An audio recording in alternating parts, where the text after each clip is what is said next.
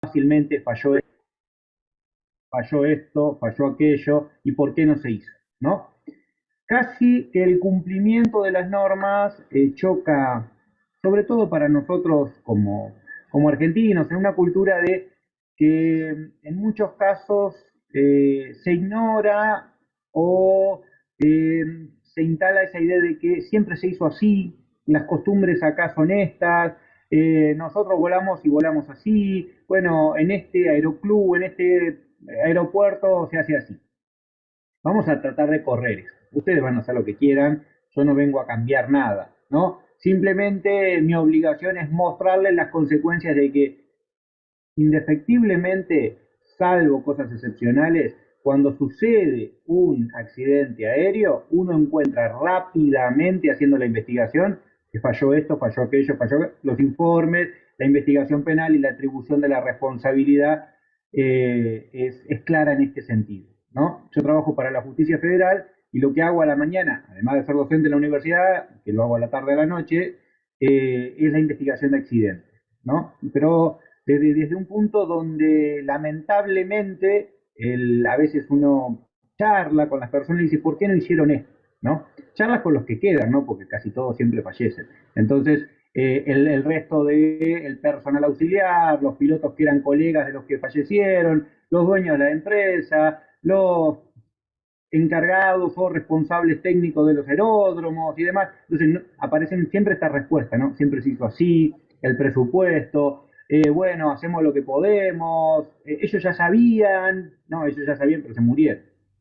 Es sumamente, a ver, preocupante cuando eso se vuelve reiteratorio, ¿no? Es decir, si ustedes dicen, bueno, pasó una tragedia que no pudo preverse, que en realidad se cumplió todo, pero eso no suele suceder en Argentina. Lamentablemente, en todos, el 99,9% de los casos en Argentina, hay un alto grado de incumplimiento del marco normativo. Hay como una especie de costumbre. Ojalá podamos ver si quieren, no sé, si les interesa les muestro las conclusiones del caso Lapa, por ejemplo, tal vez el peor accidente que haya tenido Argentina. Y es casi un checklist de cosas que no se deberían haber hecho. O sea, no es que se incumplió una cosa, no es que algo se hizo más o menos bien, no es que algo lo toleraron un poquito, es una cadena, y hay una de las conclusiones o párrafos que dice, la verdad que si uno observa todo esto, era inevitable que un accidente aéreo de este tipo, con esta tragedia, con esta magnitud, iba a pasar, ¿no? Porque ya todo esto se veía venir.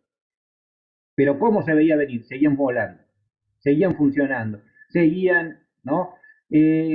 Argentina tiene casi que un problema cultural en este aspecto, ¿no? Es decir, recién se paran las cosas o se toma conciencia cuando pasa algo grave.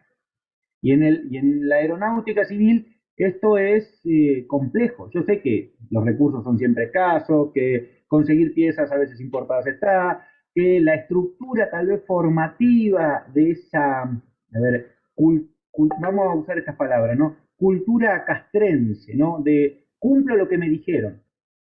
Pero la verdad que el orden autoritario, jerárquico, donde esto creció y maduró, sobre todo en la Fuerza Aérea y demás, para la aeronáutica civil y del siglo XXI debería al menos resignificarse. Está claro a ver, que el piloto es la máxima autoridad, está claro, pero nadie va a cuestionar eso en el sentido de que a veces ciertos manejos empresariales modifican el criterio de un jefe de mecánicos muy experimentado, de pilotos muy experimentados que ya han venido recomendando quién conoce mejor el avión, ¿no? Entonces, y ese tipo de cosas se ignoran porque se impone o se superpone cierta idea de autoridad. En ciertos casos o en ciertas estructuras a veces vale más la opinión de un funcionario, de un jefe de aeródromo, de un presidente de un aeroclub que recomienda cosas, pero que tal vez vuela, pero no hace la actividad que tenía que hacer. Entonces, cuando transitamos la legislación, lo hacemos por eso. Entonces, yo entiendo que tal vez no son las temáticas más entretenidas desde el punto de vista de lo que a uno le gustaría hacer un jueves a la noche, ¿no? Pero el punto es, lo tenemos que hacer, ustedes tienen que transitarlo Y de alguna manera yo hago docencia porque, o sea, a mí me duele mucho lo que hago a la mañana, ¿no? Que muchas veces es atender a los hijos, a la viuda, al que era el jefe de pañol, que dice, yo le di la pieza y le dije que la pieza era usada y él la quiso poner igual, ¿no? Y después se descubre que la pieza era, y entonces el tipo vive culpable toda su vida porque ese accidente, o el que era el amigo, o el cuñado, o el hermano del cuñado, entonces en un punto vamos a tomarlo como reflexión, si quieres, ¿no?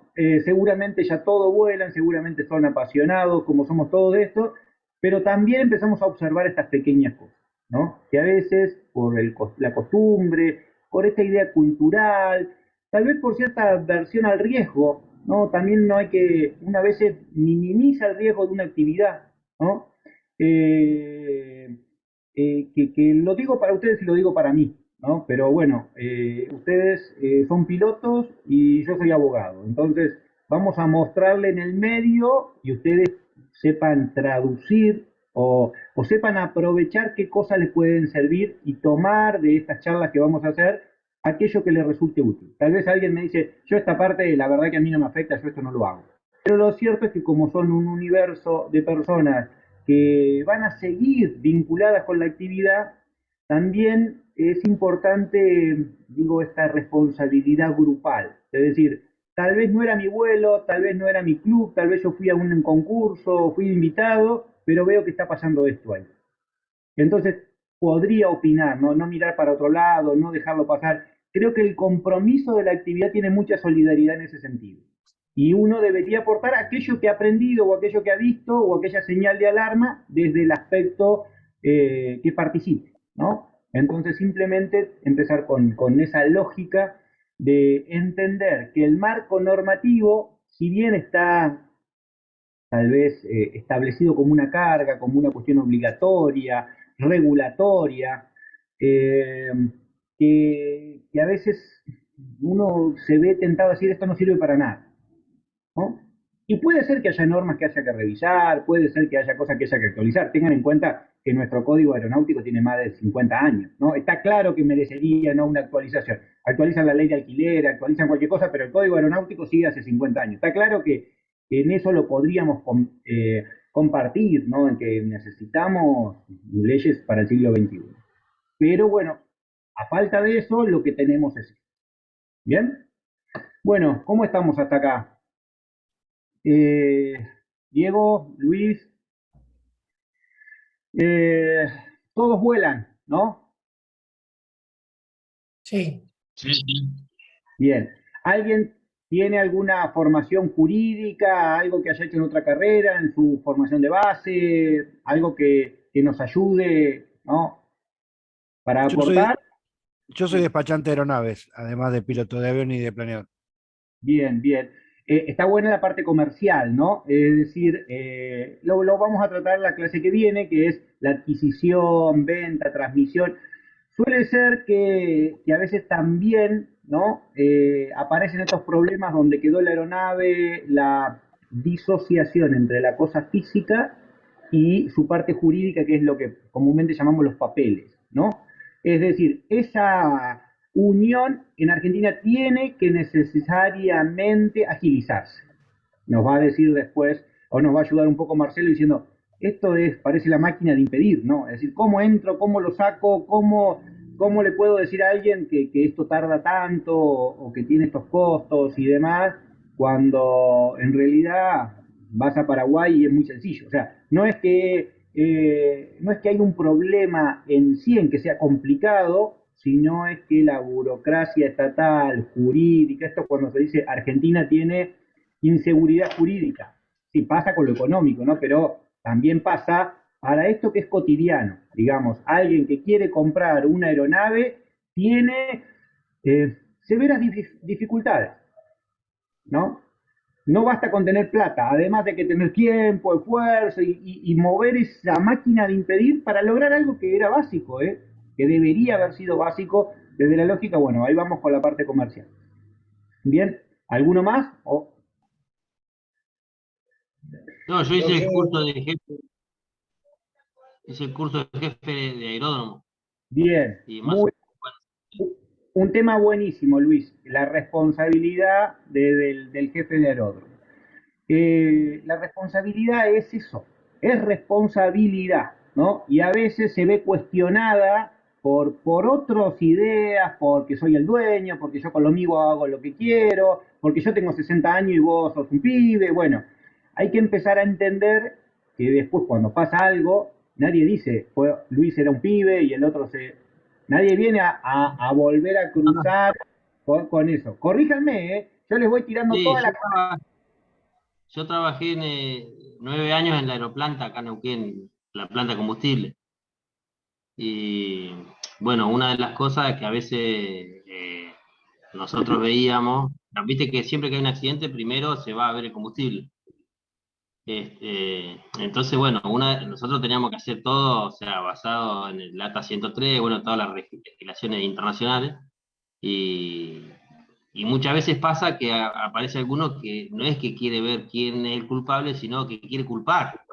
Y sí, Entonces no es, porque vos sabés que no sos culpable, pero bueno, es como que siempre alguna empresa está buscando ver quién es el culpable. Y por ahí a veces, no sé, buscan al más debilitado jurídicamente. ujú. Y calculo que, bueno, el tema de la carrera de piloto también debe ser un poco así, ¿no? La frase es, una cabeza tiene que rodar. Claro, Suceden cosas, ¿no? Alguien tiene que rodar, ¿no? Y ahí claro. empieza a separarse quién tiene espalda para soportar, para defenderse, cómo los roles empiezan a jugar. Eso lo vamos a charlar. Y con el piloto pasa otra cosa particular, que es cuando muere, todos le tiran la culpa. Todos le Claro, tiran. O sea, el muerto era buenísimo, pasa esto, ¿no? Era buenísimo, todos lo querían, pero fue culpa de él. Y lo claro. cual es raro, ¿no? Porque esta idea, si uno mira los informes de la GIAC parece que inconscientemente dice eso, ¿no? Dice, bueno, el avión estaba bien, el combustible estaba bien, la matrícula estaba bien, el clima estaba bien, qué sé yo. Pero el piloto, y ahí empiezan con los peros, ¿no? Entonces, si bien no es obligatorio, casi ningún juez se aparta nunca de lo que dice la GIAC. Entonces, no es obligatorio, pero bien. Claro. Eh, ¿Alguien más? ¿Brian? No. Uy. No, no, no, no, no. Bueno, les cuento más o menos. No, pregunta. Respecto a lo que decías recién, yo tengo entendido que lo que dictamina la GIAC no debería ser usado judicialmente. Lo usamos siempre. Siempre, siempre. Y mañana, a ver, miren, lástima que no estamos presencial, pero si un día vamos a la escuela, les llevo fallos o cosas. Eh, Les muestro informes de la GIAC que sacamos de los expedientes. Nosotros no solo, digo nosotros en el ámbito de la justicia federal, no solo usamos el informe, sino que lo llamamos al que firmó el informe, al que hizo, porque lo firma uno, después otro es el operativo, el otro viajó al lugar, ¿no? Y demás. Ahora les voy a buscar algunos informes y les voy mostrando, obviamente que es con una finalidad académica, pero van a ver hasta el lenguaje en el sentido de algo como decía Luis, alguien tiene, entonces, si bien el piloto tenía todo, podía haber controlado mejor en su rol de instructor a su alumno. Y no se descarta que la mala maniobra venga del alumno, cosas así, ¿no? Y no se descarta que la mala maniobra venga del alumno y no del piloto. Se mataron los dos, ¿no? Pensemos algo chiquito así. No sé, un Cessna, una cosa, estaban en una escuela de vuelo como lo que pueden ser ustedes. Se mataron los dos.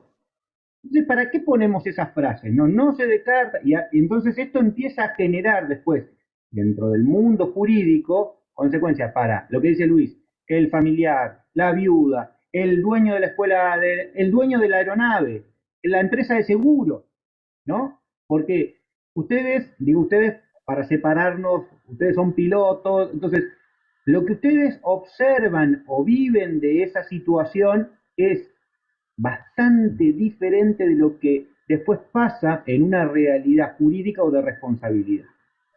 ¿Se entiende? Es decir, no debería pasar esto, la GIAC no debería informar, pero un juez federal, yo lo llamo a la mañana, lo llamo mañana, venga el inspector fulano y explíqueme la mecánica de este accidente, y el tipo viene y te dice todo.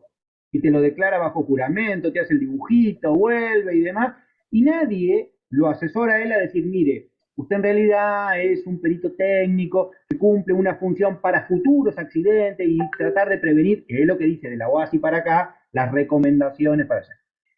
Claro, por Entonces, lo menos lo que se hablaba en el curso de jefe de aeropuerto es eso, que la Junta de Investigación, la función es aportar datos para prevenir accidentes y para todo eso, ¿no? Claro, obviamente, si un informe está escrito, una base eh, para arrancar por algún lado. después les dejo mi correo y algunos si quieren ellos se los mando y van a ver cómo vienen presentados al expediente dirigido. A ver, chicos, yo quiero que esto sea sincero, o sea, quiero que ustedes se lleven la verdad, porque si quieren que yo les mienta, les miento y entonces Ah, el, el jefe de la GIAC lo dirige al juzgado federal, al informe y lo manda. Entonces después uno dice, el juez, ¿cómo se lo borra de la cabeza? ¿Vieron esto de las películas, a veces de las películas que dice que el jurado no escuche lo que dijeron? Pero ya lo dijeron. O sea, que ignore tal cosa. ¿Cómo la vas a ignorar? ¿No? O sea, en tu cabeza, en tu composición de después buscar la responsabilidad, el monto, en algún lugar siempre lo dice. No se puede obviar algo cuando se ha presentado por escrito, cuando la persona te declara, cuando lo hacen bajo juramento, cuando aparezcan, por más que uno después diga esto es a la finalidad de prevenir, que está bueno, ¿no? Porque así es en el marco de la OASI, cuando vienen los informes de la mecánica del accidente, tal vez se debían a una falla técnica del tipo de avión Boeing 747 que tenía en el soporte la pata del motor, entonces se manda a verificar eso a fábrica y ya, o si hay que sacarlo o hacer un recall y verificar que esa pata esté, ¿no? O ese soporte. Eso sí es verdad, cumple, pero ahora cuando lo bajamos a la Argentina, cuando lo bajamos al caso concreto, cuando esto ya sucedió, en Argentina sucede esto, ¿no? La gente se queda con piezas de recuerdo, entonces uno tiene la hélice del accidente y aparecen los vecinos en el bar o en la casa sacándose fotos con pedazos del accidente. Entonces uno dice, ¿cómo puede ser? Y hay que mandarlo a secuestrar y traerlo, y después el nuevo perito te dice, no, lo manosearon. Bueno, vamos a ir avanzando, siempre terminamos con investigación de accidente como lo más rico, pero quiero mostrarles el hilo conductor. Tal vez para algunos va a ser muy básico, tengan clemencia y para igualarlos para todos y avanzar, ¿no? Les dejé ayer un material, algo escrito, una especie de programa y unos lineamientos básicos que le van a servir después para el examen. Nos vamos a concentrar en las cosas que sí o sí ustedes no pueden desconocer, ¿no? ¿Está claro? Esto es el ABC. Después profundizamos en algo que a alguno le interese por algún motivo en particular, como puede ser Luis lo del aeródromo o alguna práctica de algún caso de siniestro o accidente concreto. ¿Bien? Básicamente, en Argentina, el sistema argentino se basa en la estructura legal del Código Aeronáutico. Viejo, arcaico, pensado para otro funcionamiento, sí, muy influenciado, aunque claramente lo dice en el artículo 1. Mire qué tan influenciado que lo tiene que aclarar en el artículo 1. Muy influenciado por la parte militar, porque nace en ese seno, pero te dice, esto es para la aeronáutica civil, esto es para ustedes. Porque cuando se hizo eso, existía el Código de Justicia Militar, que se aplicaba a la Fuerza Aérea, a la Armada y al Ejército. Entonces, por eso en aquellos años, cuando se sanciona, aclara que este es el código para los civiles, ¿no? Este es el código para la aeronáutica civil, artículo 1 del Código Aeronáutico. ¿Bien? Clarito. Seguimos un poquito más. Si alguna de las cuestiones que piensan, la transferencia, la parte comercial, cómo compro y vendo, cómo lo inscribo, pasa un accidente, obligaciones del piloto, obligaciones de el jefe del aeródromo, la diferencia entre aeródromo y aeropuerto, todo eso ¿dónde tiene que estar? En el código. Tengo que buscarlo ahí. No podría ir a otro lugar. ¿Se entiende? No podría ir a decir, bueno, un reglamento de la OASI. Si yo estoy en Argentina con una aeronave matriculada en Argentina, que también lo vamos a charlar, de bandera argentina, matriculada en Argentina, tengo que aplicar el Código Aeronáutico Argentino. ¿Bien? ¿En dónde lo aplico? Lo que nosotros decimos el ámbito de aplicación. Es más que el territorio físico de Argentina, ¿por qué? Porque incluye también el territorio que corresponde a los espacios acuáticos. Esto es muy importante cuando ustedes a veces se van un poquito para el lado de Uruguay, el Río de la Plata, y dicen, ¿dónde está el límite acá? Bueno, entonces a veces, ¿no? Ha pasado que han caído en el Río de la Plata. El límite es, por el tratado entre Uruguay y Argentina, del Frente Marítimo del Río de la Plata, es una línea que indispensablemente de los aspectos legales hay que cumplir. ¿Conocen gente que ha pasado? ¿Ustedes han pasado? ¿No es? Sí, sí, claro. No, no hay. Sí suele pasar. El tema es cuando se plantea, por ejemplo, alguna cuestión con contrabando. El tema se plantea cuando hay alguna cuestión de inmigración. Piensen que tal vez para ustedes es alejado, pero esta charla yo la doy en Salta y Jujuy y pasa todos los días. Se dice que Argentina tiene entre 400 y 1000 vuelos, se dice porque no hay, que entran y salen por el norte argentino y la deficiencia en la radarización y demás no permite exactamente controlarlos y saber. Bueno, no pasa tanto con Uruguay, no pasa tanto con nuestra zona, pero es un fenómeno importantísimo. ¿Se entiende? Es un fenómeno que la idea del ámbito de aplicación de la legislación argentina para el ámbito aeronáutico es un gran tema que el piloto siempre tiene que tener. No debe atravesar, no debe cruzar las líneas establecidas, tanto sea territorialmente hablando, que es bastante más sencillo, pero sobre todo en las zonas acuáticas. Eso genera la responsabilidad del piloto y hasta del dueño de la aeronave que podría llevar, por ejemplo, al caso de decomiso. Vamos al final, ¿no? Siempre les muestro el final del cuento, lo más grave. Uno está volando entre acá y qué sé yo, tiene algún desperfecto y tiene que parar en Colonia. Y viene mal, las autoridades uruguayas podrían decir esto es un vuelo ilegal, esto qué sé yo, y ahí empezaría toda la reglamentación jurídica uruguaya a intervenir sobre ustedes, por más que sean argentinos, entre Cancillería y demás. Bien, si giraran y se ponen y caen o tienen la playa de Berizo, Punta Lara, qué sé yo, Ensenada, volvemos a lo nuestro. Bien, Salta y Jujuy es un colador, no se lo tengo que decir yo, ya deben saber, y ahí pasa de todo, ¿no? O sea, desde narcotráfico para lo que quieran, cualquier cosa. Pero el punto, aunque parezca obvio, ¿no? Deberemos volar dentro del ámbito territorial o espacial que marca Argentina. Eso es una convención internacional de Montego Bay que marca en los espacios acuáticos 12 millas más 12 millas, en el mar territorial, por ejemplo, si se van a la zona de Mar del Plata, etcétera. Bueno, tiene distintas medidas, pero siempre es un concepto que no hay que olvidar cuando uno empieza a cruzarse con zonas sensibles. Si ustedes me dicen, yo vuelo en Chascomús, no tengo ningún problema. No, este es algo que lo olvido y ya no es un planteo. Pero alguien me dice, a mí me gusta Salta, Jujuy, me voy a Misiones. Bueno, la triple frontera. Tengan en cuenta, por ejemplo, que Brasil es uno de los pocos países del mundo que tiene ley de derribo. ¿No? Algo, se lo llevo al extremo, ¿no? Pero Brasil tiene ley de derribo. Y ahí están de Misiones, están a un paso, por ejemplo. Bien, entonces, lo primero es la legislación aplicable. Siempre nuestro código aeronáutico. Si hay algo que el código no dice, si hay alguna cuestión que pasó y no está arreglada ahí, hay que ir a buscarlo si algún otro código, que podrá ser el código penal, que podrá ser el código civil, que podrá ser el código o la ley aduanera, el código aduanero. ¿Mm? Sirve también para, ¿quién decía? Marcelo, si uno ingresa un avión, ¿no? Volándolo, por ejemplo, lo compran en Brasil, lo traen para acá, podría ser susceptible a que la aduana o la situación lo considere un contrabando o un tipo de contrabando.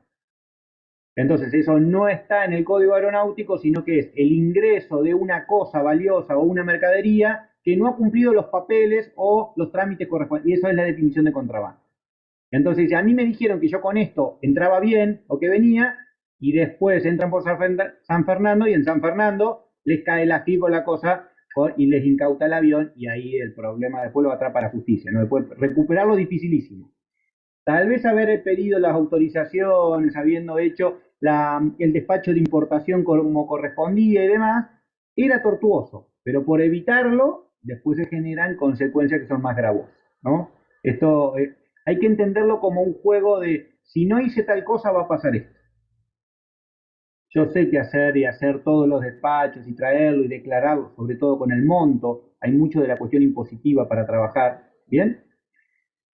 Ahí vamos con el segundo tema. La circulación aérea. La gran madre de la batalla es esto que se conoce como circulación aérea. Podemos dividir la parte estática, que pasa en tierra, que pasa con lo que decía Marcelo, el papeleo, la burocracia, pero cuando estamos en circulación aérea, ahí es la madre de las batallas, ¿no? ¿Qué puede pasar arriba del avión? ¿Qué es lo que puede jurídicamente afectar a terceros? Tenemos un montón de casos. ¿Vieron que andan por acá siempre el circo haciendo publicidad aérea?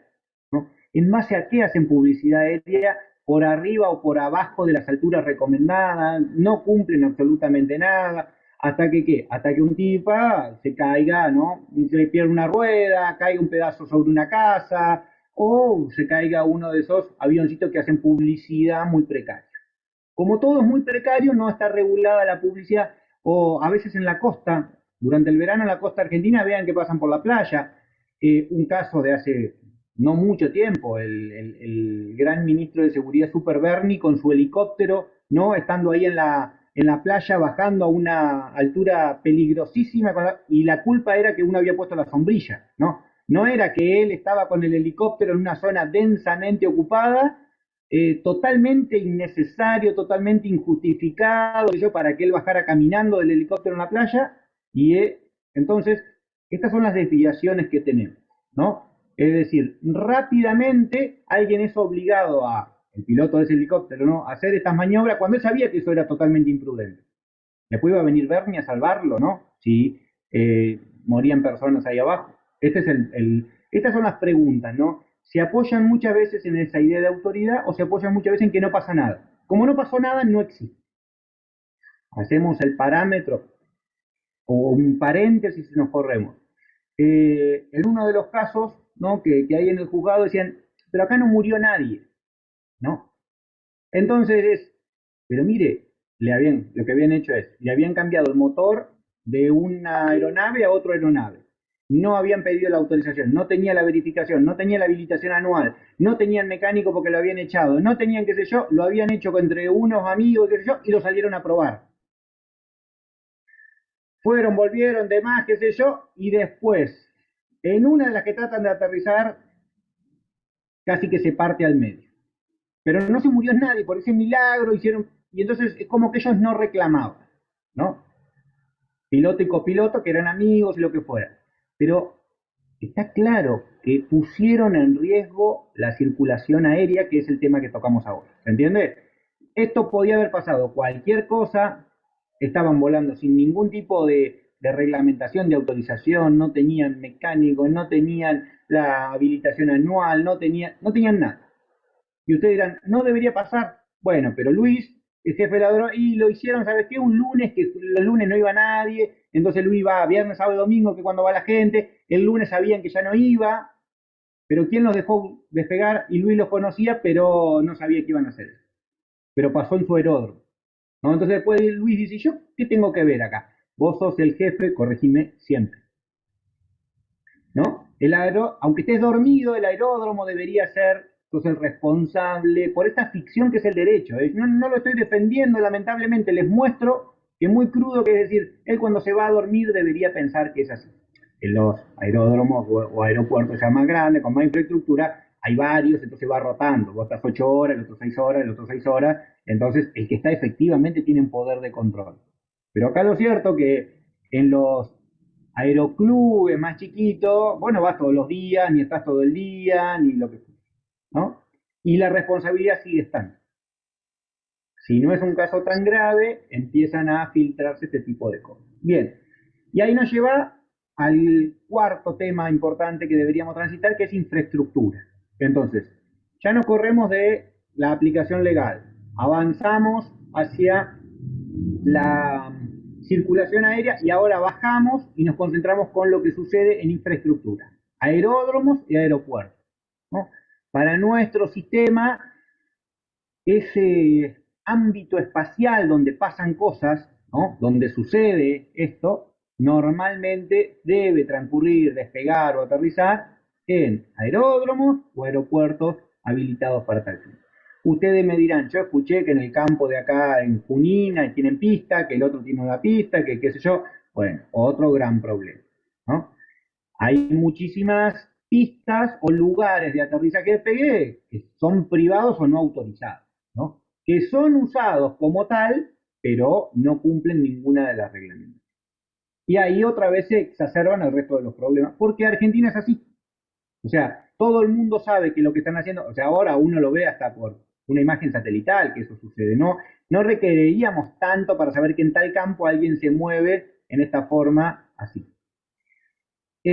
Vamos a quedarnos con lo serio, no con lo patológico, digamos, aeródromos y aeropuertos. Vamos al de calle 7, ¿han ido todos? ¿Qué tipo de control hay? ¿No? ¿Qué tipo de control? Yo entro con mi camioneta y voy al hangar que está construyendo Carlos y voy, y no me para nadie. O sea, puedo tener la llave o no, pero si se olvidaron el portón mal abierto, o puedo ir al hangar de al lado y me meto al hangar de Carlos y hago lo que quiera con esas aeronaves. Y después le piden el certificado anual. Tenía el certificado anual, pero si yo lo toqueteé y lo manoseé y nadie lo verificó. Porque la seguridad de la zona aeroportuaria, eso no pasa en ningún lugar del mundo. Carlos, vos vas al aeropuerto de Cincinnati y te mandás al hangar de tu vecino, y le toquetás el avión. ¿No? Acá puede entrar cualquiera cualquier día.